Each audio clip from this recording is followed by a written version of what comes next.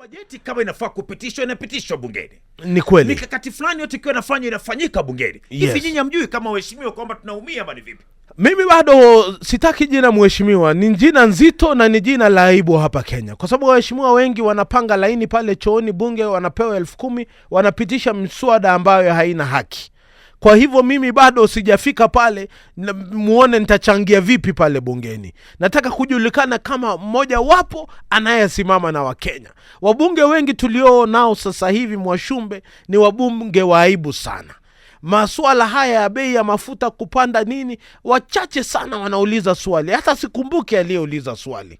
Kwa hivyo tumetuma watu wakapata vitanda, wakapata usingizi. Na Kenya inazidi kudhoofika.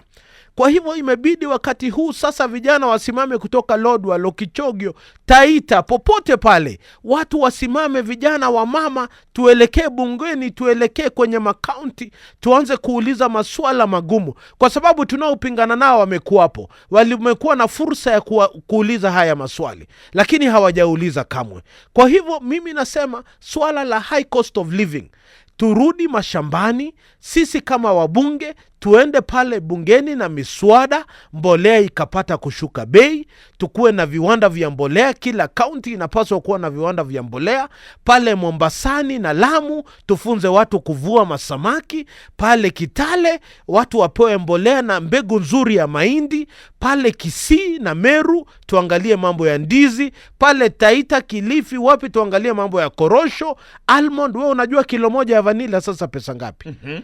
$400 kilo moja ya vanilla. Basi lazima turudi mashambani. $400 ni kama 44 plus 50 inaelekea karibu 1,050. 1 kilo of cured vanilla is that price.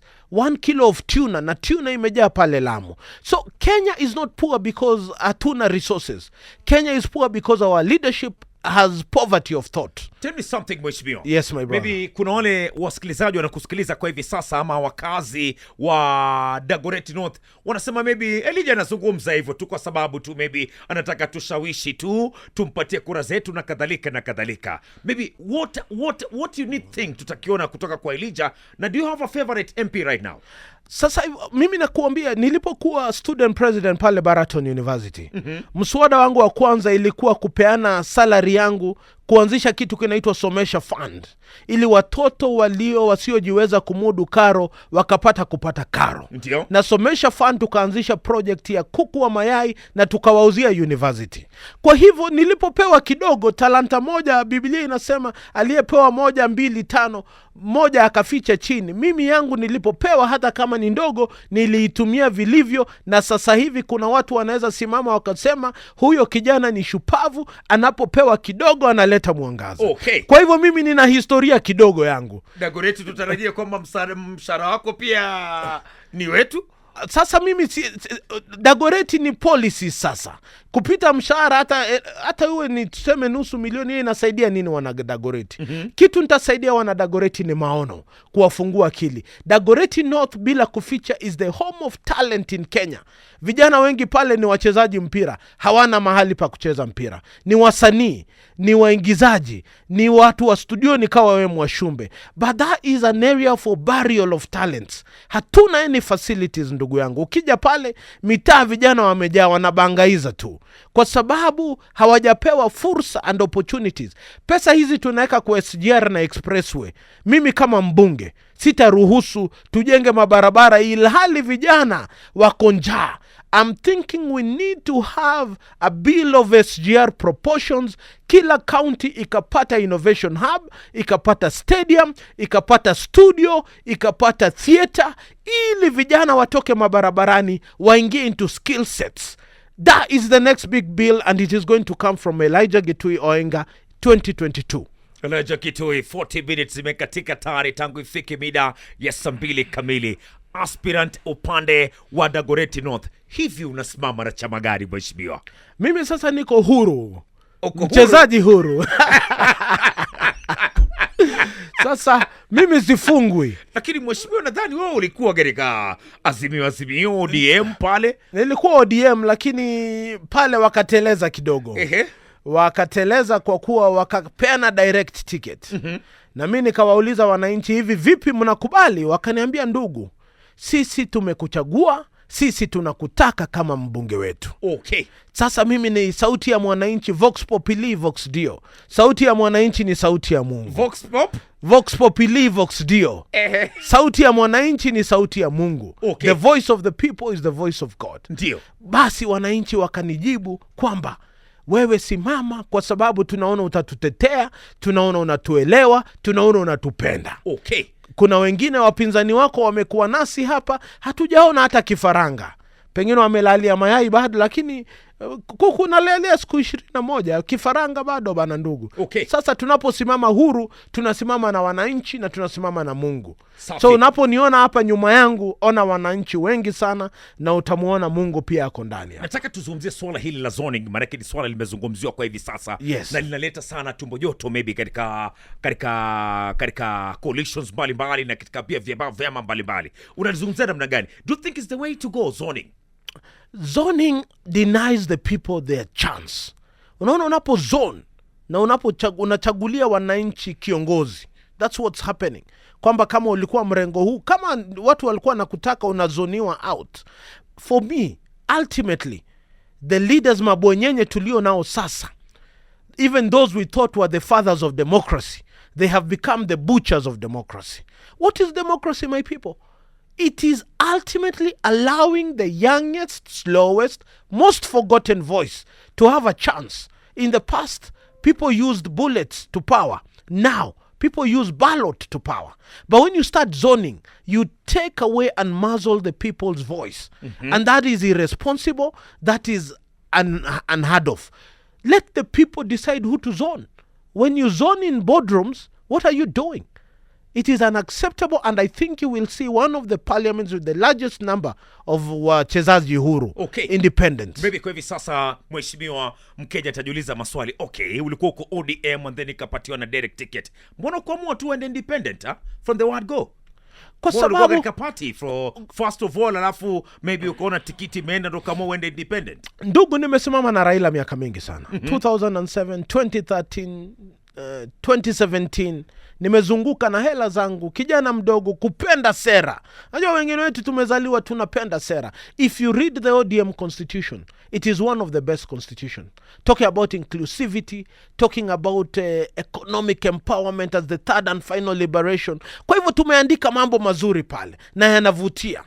But when we don't live up to those ideals and we start negating the same things that have made Raila a powerhouse. Sasa hivi bana, mimi Raila naye muangalia sasa hivi na yule nilimjua jana kama kijana barubaru, nina hitilafu kidogo. Ni kama kuna watu mahali wamemkaba the father of democracy tunayempenda.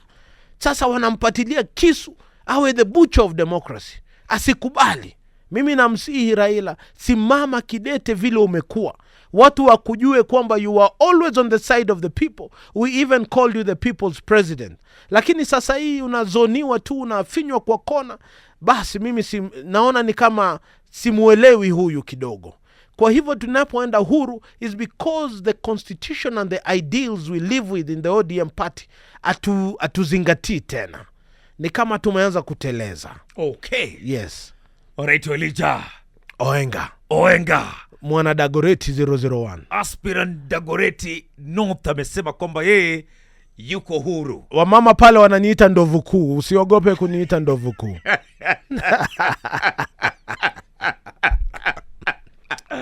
Umesema mheshimiwa Raila amekuangusha. Mimi naona je, una support presidential candidate yake?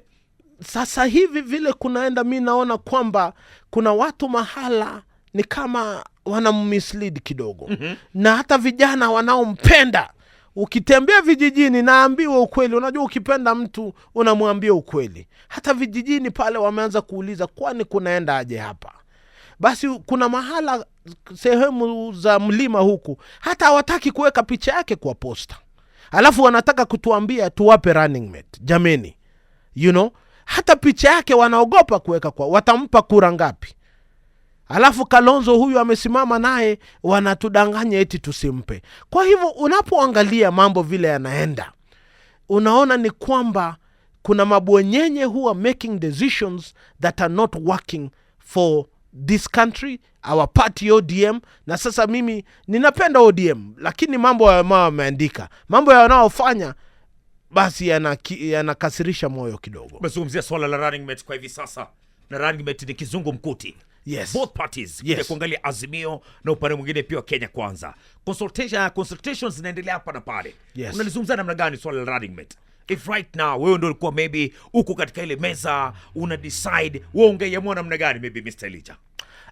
Running mate ni swala muhimu sana. Ni kama wewe Mwashumbe unapotafuta mchumba. Unataka watu waingilie kweli? Hapana. Unataka kukaa peke yako, ufikirie, upeleke huyu date. Maybe kuna vile nitamfuata rafiki yangu nimwambie, by the way, kuna ule demo unaona naye hapa na pale. Yes. Lakini nafikiria maybe nimweke nyumbani. Wewe maoni yako ni gani? Lakini utakuwa umempeleka date mara moja mbili, ukamsoma, ukamsoma paka ufike kuambia familia na marafiki. Kwa hivyo mimi napoona swala la running mate, tungewaruhusu vinara hawa muda, bila sisi vyombo vya habari na sisi aspirants kuchangia hapa na pale. Tuwaruhusu, kwa sababu unaona Mheshimiwa Uhuru na Mheshimiwa Ruto sasa hivi wanazozana kwa sababu walipochaguana hawakuchumbiana ya kutosha. Lakini sasa hizi they are feeding us a lot of internal wars, right, strife. Na sio jambo la kufurahisha. Kwa hivyo tusilazimishie vinara hawa running mates ambao baada ya mwaka mmoja they will start feeding us the kind of media we are seeing from Mheshimiwa Uhuru na Mheshimiwa Ruto. So we need every leader, kiongozi kinara yoyote yule, kama ni Raila Amolo Odinga na William Samoei Ruto, wapewe muda mwafaka kuchumbia hawa na wachague. Na sisi kama wananchi, we need to support the leaders when they make their choice. Okay. Lakini hawa kusisitiza kwamba lazima iwe huyu ama iwe huyu, hapo basi tunaleta changamoto pale mbele. Mheshimiwa, kuna majina tofauti yamekuwa floated both Azimio and at the same time pia Kenya Kwanza. Kwa sababu wewe ni independent candidate, yes. Unaweza kuzungumzia both parties. Of course. Yes. Can you propose a running mate for Raila and can you propose a running mate for Mheshimiwa William Ruto? Hiyo kazi ngumu hiyo, lakini kwa maoni yako. Kwa maoni yangu pande zote wangekuwa serious. Running mate wangetafuta kijana barubaru Elija Getuyo Oenge. Yuko hapa. Lakini kwa sababu majina yanayoproposiwa sipo pale, mimi upande wa Raila Amolo Odinga kwa kweli naona running mate mwafaka angekuwa one Stephen Kalonzo Musyoka. Amekuwepo, he has been loyal. He has given Mheshimiwa Raila more than 1 million votes before. Kwa sababu unapoangalia these other names, if you consider how many votes they will add, kuna kuwa na swali pale. Unapokuja sehemu ya Mheshimiwa William Samoei Ruto, naona ni kama wametembea na huyu Professor Kindiki Kithure vizuri sana kwa muda. Na pia unapoangalia mambo ya gender rule, huyu Mheshimiwa Anne Waiguru. Sasa kati ya hao wawili pale, naona ni kama Mheshimiwa Kindiki ana uzito because of loyalty. Amekuwa naye, unajua kuna swala linaitwa loyalty when it comes to running mate. Who has stuck with you? Okay. Nani amekuwepo? Kuna wale utaleta jioni hivi, kuna kuja giza, asubuhi hayuko nawe, ametoroka ameenda. Kwa hivyo, as choosing a running mate is a very important issue. Inapaswa kufikiriwa deeply. Usichague mtu ambao unalazimishwa, ambaye kukinyesha hata kuwa nawe, mwavuli atatoroka nawe. Okay. Kitu chengine pia umeligusia tu ambapo ni swala ambalo nilikuwa nataka tuzungumzie, ni kuhusiana na two-third gender role. Yes, ambapo ni kumaanisha kwamba kwa hivi sasa huenda parties zikakimbia mbio kuhakikisha kwamba zina comply na hii story nzima ya two-third gender. Yes. Do you think it's the right way to go? We cannot legislate leadership. We can never legislate gender. And I think this is where some of the things we're starting to get them wrong. Tunapaswa kuwapa wanaume na wanawake fursa mwafaka kutembea, kujiuza, kutambulika. When we legislate gender, what happens? Tunaanza kuwapatia wananchi viongozi wa kupewa. Na unajua kiongozi wa kupewa hata heshimu nyadhifa alio nayo. hata iheshimu kamwe. Uongozi mzuri unatoka kwa Mungu, hautatoka kwa law, kwamba sasa tumesema wanawake wawe 10. Basi kama sasa sehemu hiyo ingekuwa ni mwanaume ama kijana, tutafanya nini? Turudi mashinani, tuwahamasishe wananchi waache kuangalia uongozi kwa lens za male or female. Kiongozi ni kiongozi, whether they are special needs persons, whether ni walemavu, whether ni wanaume, whether ni vijana, whether ni mwanamke. We should never legislate leadership, and that is where we start getting it wrong. So you're not supporting this? Ndio naona hawa wanawake tunaopea viti hivi, they end up twerking pale kwa magwaride, wakipewa fursa na microphone, instead of articulating issues, they wanageuzia sisi sehemu nyeti na kutingisha, kwa sababu wengi wanapewa. Hivi unamwongelea nani mheshimiwa? Lakini mimi siongelei yoyote, mimi kitu nasema tuwache kuwa we are legislating on gender. So you're not supporting the 2/3 gender rule? I am supporting even 50-50, but through the ballot, through the people. Okay. When we start saying kwamba let our women go to the people. Mheshimiwa Charity Ngilu ameshinda, Mheshimiwa Anne Waiguru ameshinda, the late Laboso ameshinda, na sasa hivi kuna wanawake wengi gangari wamesimama sehemu zote za Kenya na watachaguliwa. Je, unaona kwamba hili swala huenda ukaona wanaume wengi wamefinywa zaidi katika vyama vya kisiasa hapa nchini Kenya, ndio maybe waweze kuattend the 2/3 gender? Unfortunately sasa hivi mwanaume ni wallet, lazima uwe na hela. That is the problem that is now happening. Na mwanamke basi lazima ujipodoe vizuri. Leadership has never been a beauty contest. Leadership has never been about money. But we are reducing it. Sasa vijana barubaru kama mimi ambao hatujaiba, hatuna hela, hatupewi nafasi katika meza. Ni wale wazee wa matendapreneur wanakuja na hela, basi wanafunguliwa, wanapewa ma certificate. Wanawake basi wanajipodoa vizuri, wanapewa ma certificate. We go back to the problem we've had of poor leadership. Let leadership be from God and from the people, without us curtailing using the law. Okay. Kitu chingine ni kuhusiana pia na independent candidates of late wamekuwa kicomplain, wamekuwa wakilalamikia kuhusiana na masuala fulani. Wewe kama independent candidate, do you think kwamba maybe IBC is treating independent candidates hapa nchini Kenya fairly? Kuna masuala kadha wa kadha kama haya kutuambia tutafute signature 1000 with photocopies za ID. You know, when I ask you for your photocopy of ID, wewe kama Mkenya unafikiria nini? It is personal. That is my personal document here. It is going against the Data Protection Act. Kwa hivyo, let them not give us conditions that even are going against the other laws that exist. So, sisi kama independent candidate, tungependa kuambia IBC, mbona nikiwa pale ODM amgeniitisha 1,000 copies za ID, na sasa kama mchezaji huru mnaniitisha copies za ID? Basi hata rais wapeane na wengine wote, hata wakiwa kwa vyama wapeane IDs. Ora kama maybe ni mpango maybe wa kuweka nje, ama ni vipi, ama ni sheria, hivyo ndio hivyo halihalisi hivyo. Unajua wanaotengeneza sheria ni mabonyenye tena, wanataka ku make sure wametudhulumu kwenye chama, na tukitoka pia wanatufuata nyuma mkia, wanatushika kutudhulumu. So this country we must have a fair playing ground, ili mtoto wa maskini pale Kabiro, pale Dagoreti North, naye anasimama na anapewa uongozi. Okay. Tusitengeneze nchi ya matajiri ambao ni matajiri tu wanapata fursa ya kuwa viongozi. Ndio. Uongozi haupaswi kuwa na class ama gender ama religion. The moment we start infusing class, and this is what we are doing through the party system. Sasa hivi unaona pale ni wazee mabonyenye wenye hela na wamama wa kujipodoa vizuri, wapewe ma-nomination na ma-certificate. Okay. All we are asking for is a fair playing ground. Mtoto wa maskini pale Taita, hapa Dagoreti North, akapata fursa ya kuwa kiongozi kwa sababu ya maono alionayo na moyo alionayo. Kwa dakika 3 mheshimiwa. Yes, Mheshimiwa Elija Oenge, ndugu kutoka Dagoreti North pale vile. Pia ndovu inakubalika. So nama ndovu mwenyewe kutoka Dagoreti. Wacha nikuite ndovu kutoka Dagoreti. Sema ndovu. Umechaguliwa. Yes my brother. Tarehe 8 ushatangazwa, siku 100 Dagoreti North, utarejea kitu gani kwa dakika 3? Nimewaambia wananchi wa Dagoreti North, kwa siku 100 tutajengea watoto wetu walio na ulemavu, special needs persons, or differently able persons. Ni wengi pale lakini wamefungiwa majumbani. Tutawajengea special needs centers kwa kila shule, ili mama aliye na mtoto mlemavu asifungiwe nyumbani, akapata mahala pa kumweka huyu mtoto, naye aende sokoni akauza njugu akarudi jioni.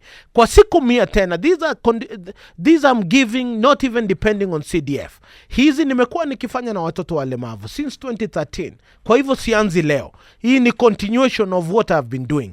Kwa siku 100 nimesema lazima tutajenga computer labs in all schools again, ili watoto wetu wakaanza kujifunza programming and coding and animation. That is the future. Ile masomo ya Mary and John went up the hill imepitwa na muda sasa. This is Mr. Kamau. This is Mr. Kamau. And that is John and Mary. Hayo masomo ni mazuri, lakini kila mtoto sasa anaongea Kizungu. Lakini do they speak programming? Do they speak coding?